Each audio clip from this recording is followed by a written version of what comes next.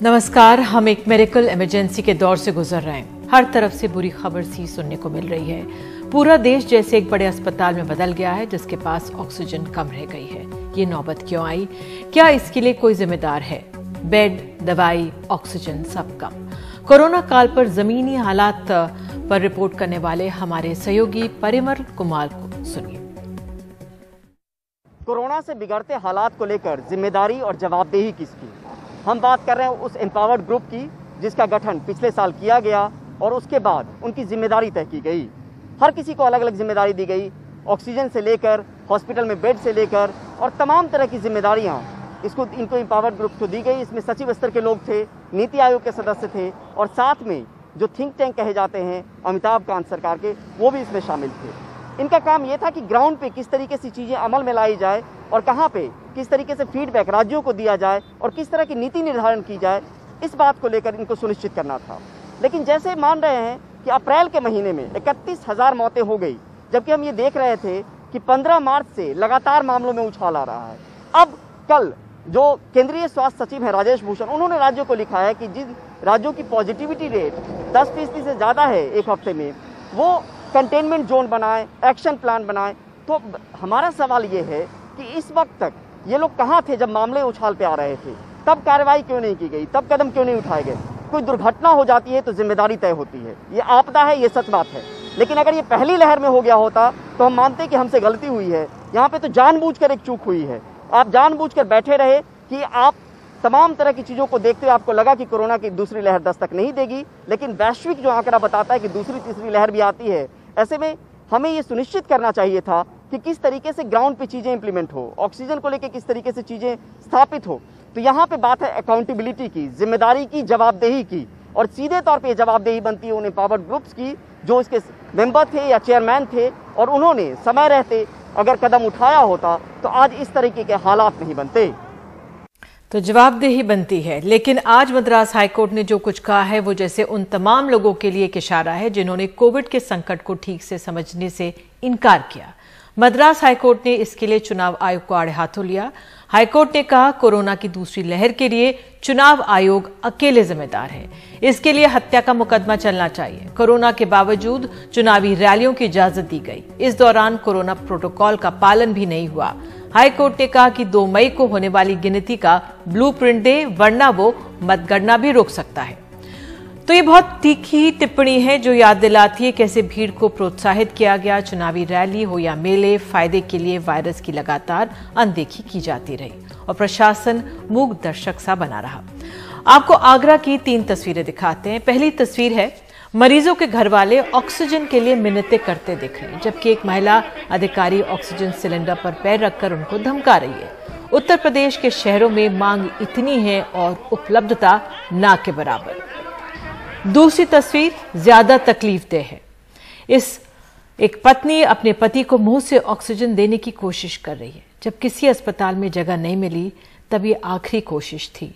बाद में जब तक एसएन अस्पताल पहुंची, पति को नहीं बचाया जा सका। और जो तीसरी तस्वीर है, एक बेटा पिता के शव को कार के ऊपर बांध कर ले जा रहा है। कोई व्यवस्था वो नहीं कर पाया तो यही सही। तो ये तीनों तस्वीरें बताती हैं कि हम कहां से कहां पहुंच गए। दिल्ली में शमशान घाट बड़े किए जा रहे हैं। सराय काले खान के पास नए प्लेटफॉर्म बनाए जा रहे हैं ताकि शवों को जलाया जा सके। सुकीर्ति द्विवेदी की रिपोर्ट देखिए। हम इस समय दिल्ली के सराय काले खां शमशान घाट पर मौजूद हैं। यहाँ पर इस समय जो आप मेरे पीछे देख रहे हैं, तकरीबन 20 कोविड पॉजिटिव पेशेंट्स का शव का दाह संस्कार होने की जगह है यहाँ पर इनके पास 60 से 70 शव रोज़ आ रहे हैं। यहाँ पे पीपीई किट्स में आप जो लोग देख रहे हैं वो लोग हैं जो आखिरी बार अपने परिवार के सदस्यों को अलविदा करने की कोशिश कर रहे हैं। संघर्ष रहा है सभी लोगों के लिए। अस्पताल का बेड तक ढूंढना मुश्किल है देश की राजधानी में। ऐसे में लोग यहाँ आ रहे हैं। पर ये जो 20 शवों का दाह संस्कार करने की जगह है ये भी कम पड़ रही है, क्योंकि जैसा कि हमने कहा 60 से 70 शव रोज़ यहाँ पर आ रहे हैं। तो अब एमसीडी जो कोशिश कर रहा है वो ये है कि यहाँ पर कंस्ट्रक्शन चल रहा है, ये निर्माण चल रहा है। तकरीबन 20 नए प्लेटफॉर्म यहाँ पर तैयार करे जा रहे हैं ताकि जो शव जलाने की जगह है, जो दाह संस्कार करने की जगह है, वो बढ़ाई जा सके। तो 20 और शव यहाँ पर उनका दाह संस्कार हो सकेगा। उनके लिए यहाँ पर जगह बनाई जा रही है, लगातार दिन रात काम चल रहा है। एक तरह से रेस अगेंस्ट टाइम जो कहते हैं वो इस समय है। लोग जल्दी से जल्दी इसको तैयार करने की कोशिश कर रहे हैं, क्योंकि लगातार दिल्ली में जो है प्रतिदिन 350 से ज़्यादा मृत्यु हो रही हैं। तो तकरीबन 20 प्लेटफॉर्म यहाँ पर और तकरीबन 80 इस शमशान घाट के दूसरी तरफ MCD बना रहा है इस समय। तो 20 शवों के दाह संस्कार की फिलहाल जगह है और तकरीबन 100 और प्लेटफॉर्म यहाँ पर इस तरह से बनाए जा रहे हैं। लगातार आप देख रहे हैं कि जो मजदूर हैं यहाँ पर इतनी कड़ी धूप में भी लगातार जुटे हुए हैं। हर किस्म का स्टाफ मेंबर यहाँ पर, शमशान घाट के कई लोग लगातार दिन रात जुटे हुए हैं। पूरे समय यहाँ पर दाह संस्कार चलता रहता है, क्योंकि लगातार शवों का आना जारी रहता है शमशान घाटों पर। तो ये स्थिति है देश की राजधानी में, जहाँ पर लोग जूझ रहे हैं, दवाइयाँ नहीं मिल रही हैं, अस्पतालों के बेड नहीं मिल रहे हैं, और जो लोग अपने रिश्तेदारों को, अपने परिवार के सदस्यों को, अपनी माताजी या पिताजी का भी दाह संस्कार यहाँ पर करने आ रहे हैं, तो घंटों वेट करना पड़ता है, किसी तरह जगह मिल पाती है। और बाकियों के लिए अब इस तरह से शमशान घाटों की भी जगह बढ़ाई जा रही है। नई दिल्ली से कैमरा पर्सन पूजा आर्या के साथ सुकीर्ति द्विवेदी, NDTV इंडिया के लिए। तो ये नौबत तब है जब अभी ये कहा जा रहा है कि हमारे यहाँ कोरोना की पीक नहीं हुई है। आज एक दिन में सबसे ज्यादा 3,52,991 नए कोरोना केस आए। लगातार 5वें दिन 3 लाख के पास नए कोरोना के मामले, जबकि 24 घंटे में रिकॉर्ड 2,812 कोरोना मरीजों की मौत हो गई। चिंता की बात यह है कि अब कोरोना का विस्फोट दूसरे क्षेत्रों में हो रहा है और लॉकडाउन लगाने या बढ़ाने की नौबत आ गई है। कल दिल्ली ने लॉकडाउन बढ़ाया तो आज कर्नाटक, पंजाब ने कर्फ्यू लगा दिया। इन सबका असर रोजगार पर भी पड़ा है और आर्थिक सेहत पर। SBI की एक रिसर्च पेपर के अनुसार 1 से 12 अप्रैल के बीच मुंबई से 9 लाख लोग निकल गए, जबकि मुंबई को 82,000 करोड़ के नुकसान का अनुमान है। बहरहाल इस अंधी लंबी सुरंग में क्या कहीं कहीं रोशनियां दिख रही हैं। मुंबई में पिछले 6 दिनों में 4,42,444 कोरोना के जो संक्रमित मरीजों को ठीक कर डिस्चार्ज किया गया है और आज सबसे ज्यादा डिस्चार्ज पुणे से हुए हैं और यहाँ पर नंबर भी अब घट रहे हैं। दूसरी बात यह कि अब ऑक्सीजन को लेकर युद्ध स्तर पर तैयारी शुरू हो गई है। प्रधानमंत्री ने सेना की मदद ली है। सेना के हिस्से का ऑक्सीजन सामान्य नागरिक के लिए उपलब्ध कराया जाएगा। अब कई देश भी भारत के इस संकट में मदद में आए हैं। सऊदी अरब से 80 मैट्रिक टन ऑक्सीजन आ रही है। UAE से 7 ऑक्सीजन कंटेनर आ रहे हैं। सिंगापुर और हांगकांग से 750 ऑक्सीजन कंसंट्रेटर और दूसरे उपकरण आ रहे हैं। अमेरिका ने टीके के कच्चे माल के निर्यात पर लगी रोक को हटा लिया है, यानी अब कच्चा माल भारत को मिल सकेगा। जर्मनी रेमडेसिविर दवाई देगा और भी दूसरे देश इस काम में हमारी मदद कर रहे हैं। और सबसे खूबसूरत बात, अंततः इंसानी जज्बा सारे संकटों से बड़ा होता है। एक दूसरे के काम आने का ख्याल जो खूब दिख रहा है। जींद के जनरल अस्पताल में एक बीमार महिला पहुंची, उसकी हालत देखकर उसे खुद हाथों से उठाकर deputy civil surgeon doctor Ramesh Panchal मुख्य द्वार से इमरजेंसी तक लगभग दौड़ते हुए उसे ले गए। उसके बाद उसे स्ट्रेचर से ले जाया गया। तो ये दृश्य बताते हैं कि हमारी आपसी साझेदारी सारी बातों पर भारी है। आज हमारे साथ 2 वरिष्ठ डॉक्टर्स हैं और सीधे कोरोना से लड़ने के जो उपाय हैं, आप घर में बैठे हुए किस तरह से आप उनसे लड़ सकते हैं, ये बताएंगे। तो हमारे साथ पहले इस समय मुझे बताया जा रहा है डॉक्टर अरविंद कुमार मौजूद हैं। डॉक्टर कुमार, बहुत बहुत धन्यवाद जुड़ने के लिए। डॉक्टर चंद्रशेखर सिंघा भी जुड़ेंगे, वो चाइल्ड स्पेशलिस्ट हैं। लेकिन डॉक्टर अरविंद कुमार, पहले मैं आपसे, कहा यह जाता है कि कोरोना के 90% से ज़्यादा जो मरीज होते हैं उनको अस्पताल जाना नहीं पड़ता। जो घर में बैठे हैं और देख सकते हैं, आपको बात सुन सकते हैं, जो माइल्ड सिम्टम्स हैं, पहले ये बताइए और समझाइए वो क्या करें। निधि जी, पहले तो शो में बुलाने के लिए नमस्कार और आपके श्रोताओं को सादर नमस्कार। आपने ठीक कहा कि 85 से 90% तक मरीज एक्चुअली माइल्ड वैरायटी के होते हैं, जिनको घर पर मैनेज किया जा सकता है। और मैं बहुत शॉर्ट में एक 6M अप्रोच इनके लिए बता देता हूं। 6M है। सबसे पहला एम है मिक्सिंग, यानी कि सबसे पहले आप अपने को अलग करें और क्वारंटाइन करें ताकि दूसरे घर वाले इन्फेक्ट ना हो। फिर है मेडिसिन। हम लोग ये क्लैरिफाई कर दें कि जब हम होम ट्रीटमेंट की बात करते हैं तो होम ट्रीटमेंट सेल्फ ट्रीटमेंट नहीं है। होम ट्रीटमेंट का मतलब है कि आप किसी डॉक्टर से टेली कंसल्ट करें और टेली कंसल्ट करके उसके टेली सुपरविजन में घर पर अपना ट्रीटमेंट करें। तो इसमें सबसे मेन चीज जो है वो बुखार होता है, जिसके लिए पैरासिटामोल टैबलेट को रेगुलरली लेना होता है। बहुत से लोग फीवर होने का वेट करते हैं कि जब फीवर होगा तब हम लेंगे, लेकिन उसको रेगुलरली लेना है ताकि आपको फीवर ना हो, क्योंकि अगर फीवर होगा तो आपको एग्जॉस्शन होगा। ये पैरासिटामोल एक मेन टैबलेट है जो डेफिनेटली यूजफुल है। इसके अलावा vitamin C, zinc, vitamin D वगैरह सब लोग प्रिस्क्राइब कर रहे हैं, उसमें कोई ऑब्जेक्शन नहीं है। अब इसके अलावा जो एंटीवायरल मेडिसिन वगैरह हैं उसको मैं अभी यहां पर मैं एडवाइज नहीं करना चाहूंगा, क्योंकि फिर लोग उसको एक प्रिस्क्रिप्शन समझ के मिसयूज करेंगे। बट मैं ये जरूर कहना चाहूंगा कि जो मेडिसिन हैं, बहुत सारी एंटीबायोटिक्स दी जा रही हैं, बहुत सारी एंटीवायरल्स हैं, उन सबका रोल प्लस माइनस है। अगर आपके डॉक्टर जिससे आपने सलाह ली है वो देना चाहते हैं तो उसको अवश्य दीजिए।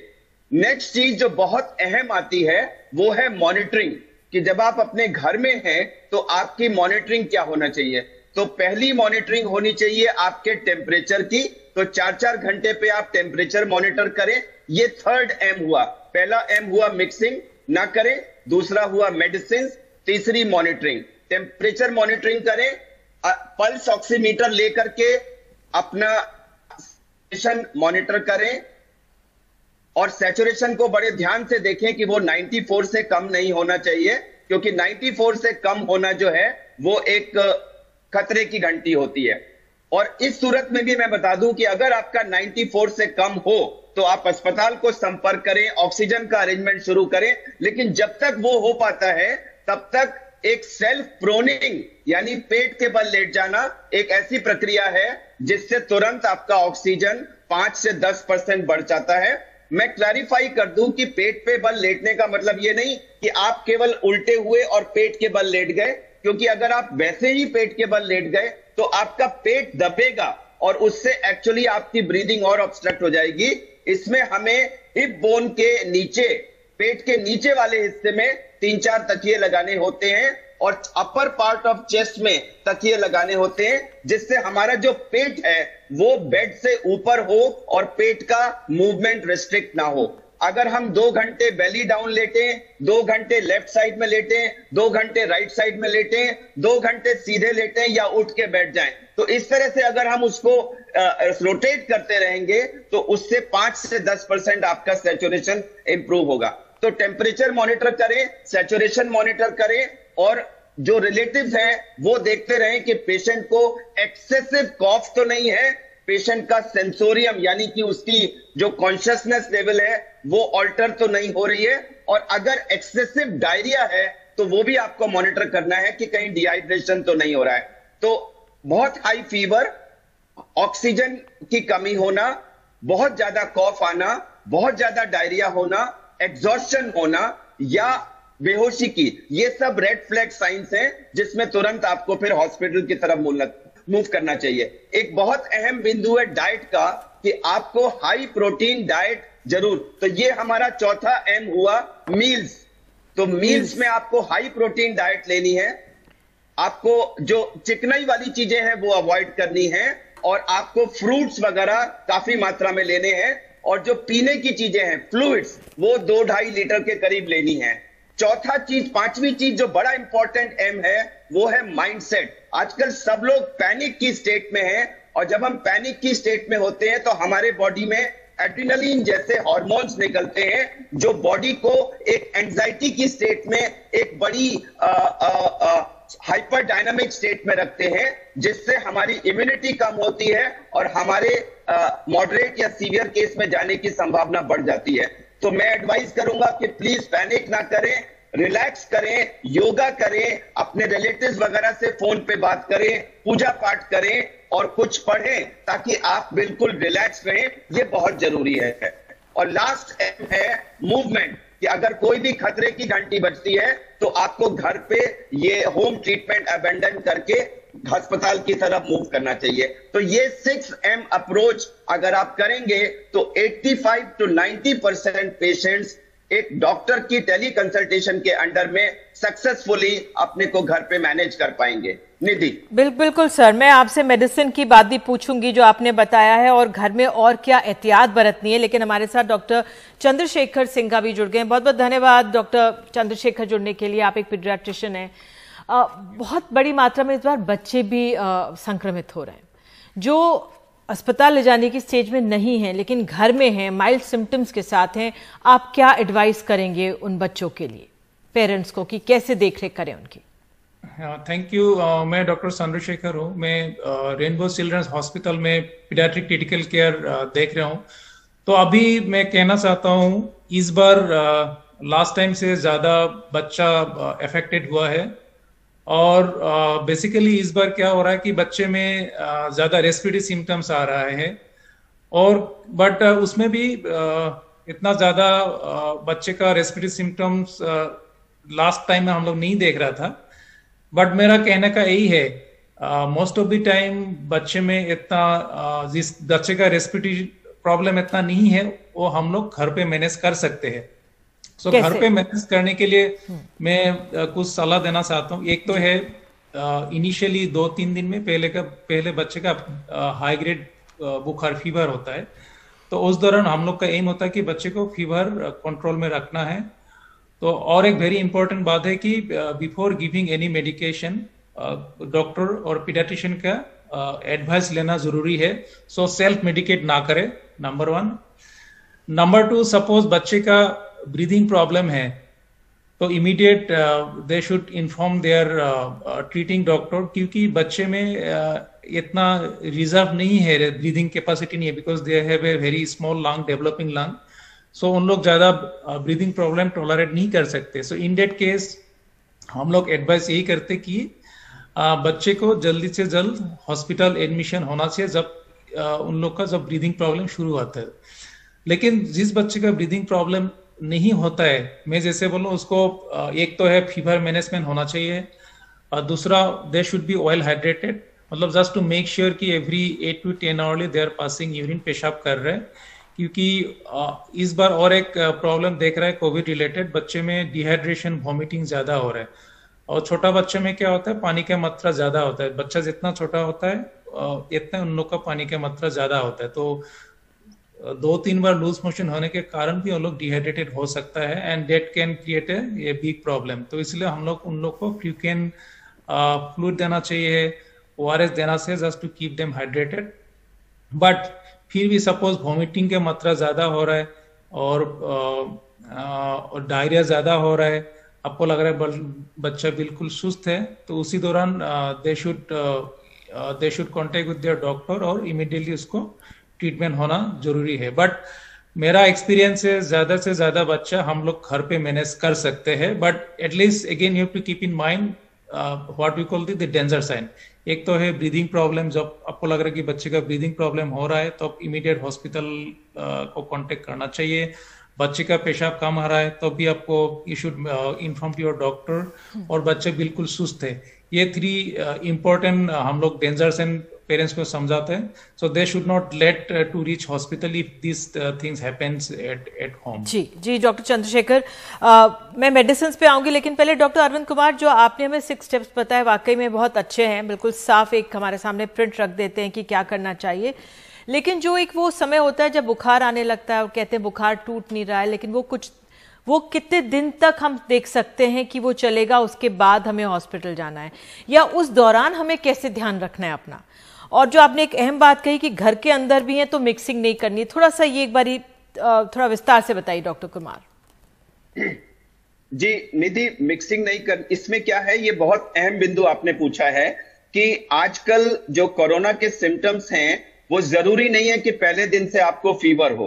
बहुत सारे लोग मेरे अपने कॉन्टेक्ट्स में हैं जिनका सिम्टम की शुरुआत गला खराब होने से हुई। थोड़ा सा गले में पेन होने लगा, जुखाम, नाक बहने लगी, आंखें लाल हो गई, हेडेक हो गया, जो टिपिकल जुखाम लाइक पिक्चर होती है, और उन्होंने सोचा नहीं ये तो जुखाम है। लेकिन कुछ दिन के बाद जब टेस्ट कराया तो वो पॉजिटिव निकला।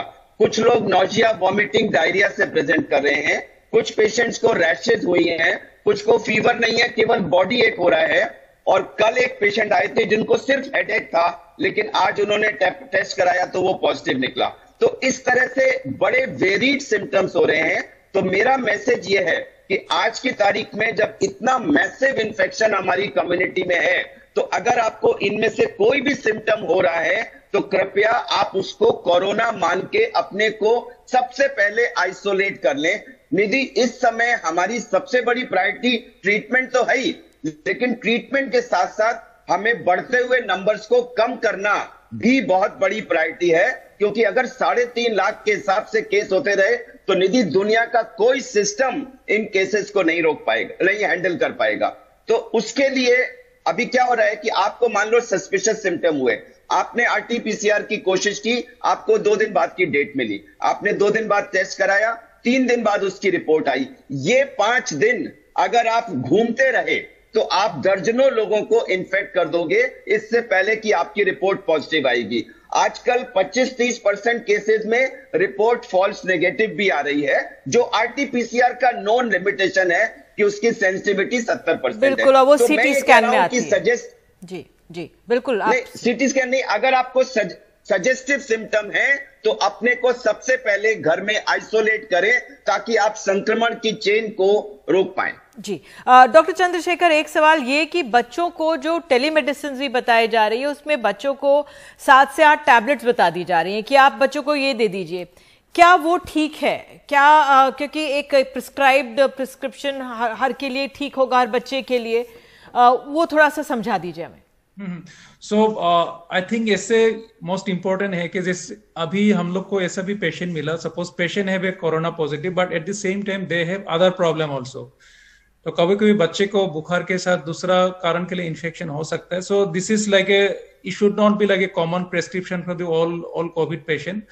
सो we have to customise means पहले बच्चे को, अब टेलीमेडिसिन से भी हो सकता है, बट पहले बच्चे का सिम्टम्स देख के you have to find out कि उसका बुखार का कारण क्या है। कभी कभी को इन्फेक्शन भी हो सकता है, क्योंकि हम लोग ऐसे भी बच्चे देखा दे हैव ए कोरोना बट उस कोरोना के साथ साथ बच्चे का टाइफाइड भी है। तो इसीलिए मोस्ट इम्पोर्टेंट है कि एक तो है सपोज बच्चे का 5 दिन से ज्यादा बुखार हो रहा है तो we should investigate for the other cause of fever, जैसे कि टाइफाइड, यूरिन इन्फेक्शन, और उसी हिसाब से हम लोग को बच्चे को प्रिस्क्रिप्शन मिलना चाहिए। बट कॉमनली जो बच्चे का जो कोरोना होता है उसके लिए हम लोग ऐसा कुछ एंटीवायरल और बाकी इतना कोई मेडिसिन नहीं देते like adult. Commonly we advise only some multivitamins for few weeks. ठीक है, एंड में मैं आप दोनों से संक्षेप में कि जो स्टीमिंग है वो कितना मददगार हो सकता है? डॉक्टर अरविंद कुमार। निधि जी, हम सबको स्टीमिंग की सलाह दे रहे हैं। मेरे ख्याल से एक तरह से तो ये जरूर हेल्प करती है कि जो भी अंदर हमारे कुछ बलगम वगैरह जमा है या कंजेशन है चेस्ट में, तो उसको बलगम को ये लिक्विफाई कर देती है और फिर खांसी में वो बलगम क्लियर हो जाता है, इससे चेस्ट क्लियर हो जाती है। तो इसलिए सबको इस समय दिन में 3 बार स्टीम की एडवाइस दे रही है। लेकिन मैं ये बताना चाहूंगा कि आप ये ना सोचें कि स्टीम लेने से आपका कोरोना जो अंदर है वो मर जाएगा, क्योंकि जो स्टीम जिस टेम्परेचर पे अंदर जाती है उस टेम्परेचर पे वो कोरोना वायरस को नहीं मार सकती। जी, और स्टीमिंग का तरीका भी करूंगा कि 3 बार सर, स्टीमिंग का तरीका भी मुंह मुंह खोलकर और नाक से निकालना होता है। ऐसा कोई जरूरी नहीं है कि मुंह खोल के निकालना है, लेकिन हाँ, अगर आप नाक से भी सांस ले सकते हैं, उसमें कोई प्रॉब्लम नहीं है। अगर लेकिन इंपॉर्टेंट चीज यह है कि आप जब स्टीमर के ऊपर आए तो एक टॉवल या कुछ लेकर के एक टेंट सा बना लें, जिससे उसके अंदर स्टीम इकट्ठी हो जाए और उस स्टीम को आप मुंह बंद कर सकते हैं और नाक के थ्रू भी ले सकते हैं, नाक के थ्रू भी एक्सहेल कर सकते हैं। अगर आपको प्रॉब्लम है, नाक बंद है, तो आप मुंह से भी ले सकते हैं। उस स्टीम को अंदर जाना है। इंपॉर्टेंट चीज यह है कि स्टीम लेते समय आप खूब डीप सांस लीजिए, खूब गहरी सांस कीजिए, जिससे स्टीम आपके peripheral most part of lung तक पहुंचे। उसको थोड़ी देर अंदर होल्ड करिए जिससे वो वहां रुके और फिर सांस को निकाल दीजिए। तो इससे जो भी बलगम आपके उसमें रेस्पिरेटरी पैसेजेस में जमा होगा वो लिक्विफाई होके खांसी के माध्यम से बाहर आ जाएगा। जी डॉक्टर चंद्रशेखर, बच्चों जिन लोगों को गले में खराश वगैरह है उनको गार्गल्स से बहुत हेल्प मिलती है। जी गार्गल से हेल्प मिलती है। डॉक्टर चंद्रशेखर, बच्चों के लिए स्टीमिंग या क्या नेबुलाइजर क्या आप बताएंगे जो घर में रह के करना चाहिए? तो हाँ, बच्चे के लिए सेम थिंग जैसे डॉक्टर अरुण ने बताया है, बच्चे के लिए भी थोड़ा हेल्प करता है टू जो बलगम जो बनता है उसको थोड़ा सा सॉफ्टनिंग करके के लिए। But most of the time what I have seen, ये क्या होता है कभी कभी ये बोलता है कि नेबुलाइजेशन करने के बाद उसका ऑक्सीजन लेवल बढ़ जाता है, व्हिच इज टोटली रॉन्ग। और बाकी जो नेबुलाइज करता है like some kind of salbutamol so chemical जो मेडिसिन देके नेबुलाइज करता है उसमें कोई हेल्प नहीं होता है। और बेसिकली ये जो हम लोग जो स्टीम लेते हैं उससे थोड़ा सा बच्चे को थोड़ा सा कंफर्ट मिलता है, बिकॉज अदरवाइज क्या होता है बच्चे का कॉन्टिन्यूअस कॉफिंग होता है, that's really distressing for the children. बिल्कुल। बट अदरवाइज हम मतलब बच्चे को कोई नेबुलाइजेशन का सजेशन नहीं देना चाहिए हमारे तरफ से, डॉक्टर की तरफ से, ये कोई हेल्प नहीं करता है नेबुलाइजेशन। बिल्कुल। अंत में डॉक्टर अरविंद कुमार, कुछ लोगों से आप कहना चाहेंगे? जी, एक तो ये जो नेबुलाइजर का कुछ आजकल बहुत वीडियोस घूम रहे हैं कि अगर आप खाली बिना दवा के नेबुलाइजर ले लें तो वो एक प्रेशराइज्ड एयर आपको देगा, उससे आपका ऑक्सीजनेशन बढ़ जाएगा। नहीं, ऐसा कुछ नहीं है।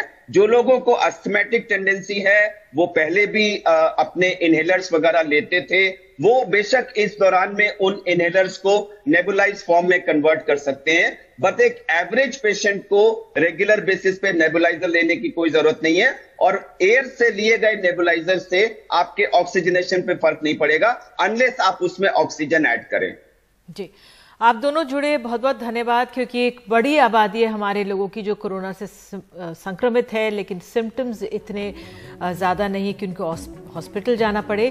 घर पे रहकर भी आप अपने उपचार कर सकते हैं। हम सबको मिलकर इस कोरोना से मुकाबला करना है, तो उम्मीद करते हैं फ़ायदेमंद होंगे जो डॉक्टर्स की राय रही है। बहरहाल एक छोटा सा ब्रेक लेते हैं प्राइम टाइम में, उसके बाद हम आपको एक खास खबर दिखाएंगे किस तरह से एम्बुलेंस के नाम पर हो रही है मुनाफाखोरी।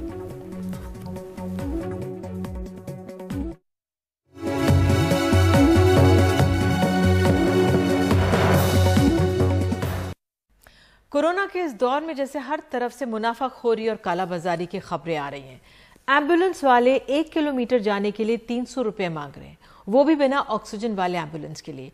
यानी आपको अगर किसी बीमार को नोएडा से दिल्ली लाना है तो आपको 15,000 रुपए तक देने पड़ सकते हैं। परिमल कुमार की रिपोर्ट।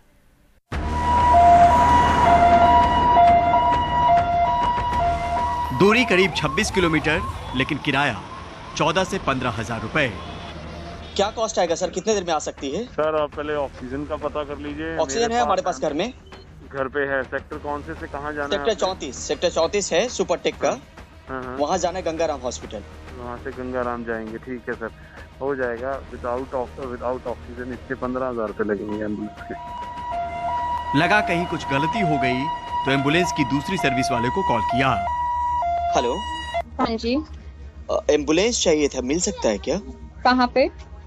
सेक्टर 34 में, नोएडा, और जाना है sir Gangaram hospital Delhi. Sector 34 से सर गंगाराम। सर एम्बुलेंस मिल जाएगा लेकिन उसमें ऑक्सीजन नहीं है। ओके, और ऑक्सीजन इंतजाम अगर रहे तो कितना कॉस्ट आएगा? ऑक्सीजन अगर आपके पास है तो हम आपको छुड़वा देंगे। इसका जो गंगाराम तक का रहेगा ड्रॉपिंग का 15,000 का एक्सपेंस रहेगा। पहले कभी 12 रुपए से ज्यादा किलोमीटर रेट नहीं था, पर अब कोरोना ने भाड़ा 25 गुना ज्यादा कर दिया है। हेलो जी, कहाँ जाना है सर?